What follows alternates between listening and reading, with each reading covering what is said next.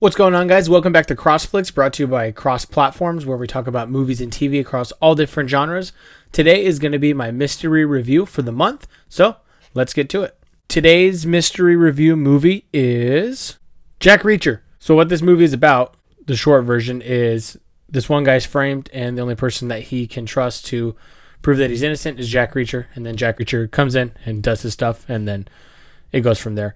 This is going to be just a quick review. I'm not going to give away spoilers, even though it is like 10 years old. But I mean, if it had been spoiled for me, I kind of would have been upset, and I wouldn't have even watched it.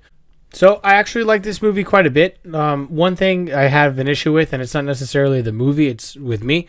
I didn't see it in theaters, and so when I was watching it, it was on. I think I even had the DVD, but I think I watched it on Paramount Plus. And it's easy for me to get distracted in the times that are slow in the movie, because that does happen.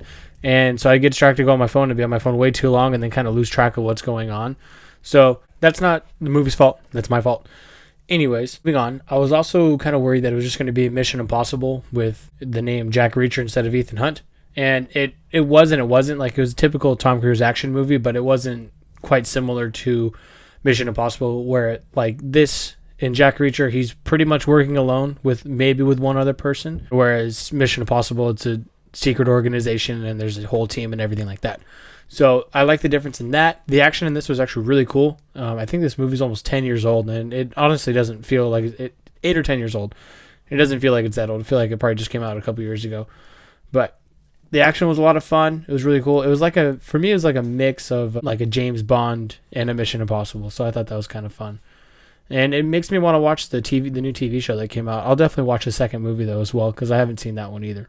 What I liked most about this movie, though, is that it actually kind of became a thriller in its own way. Like, you were kind of second guessing who to trust, or like who you can and can't trust, and then like whether this guy was doing it for all the right reasons. So that was kind of cool. So if you're chilling, you got nothing to do, you just want to throw something on, whether it's background noise or actually watch something, definitely throw this movie on. It's a fun time, and it's not too long. It's like just over 2 hours, so typical average action movie. But the whole cast in it's really good. Every time somebody would pop up, I'd be like, oh, okay, I know him, I know her, I know them. So that was a lot of fun, just to see other actors that I've grown to know that I wouldn't have known at the time, or some that I already did know. So that was a lot of fun. It's a good movie. I'll watch the second one for sure, but the second one probably won't be a mystery review. I just happened to watch it on a whim and liked it more than I thought I would. So I decided to make it my mystery review for the month. So I give this movie probably 8.5 out of 10, 8 out of 10, somewhere around there.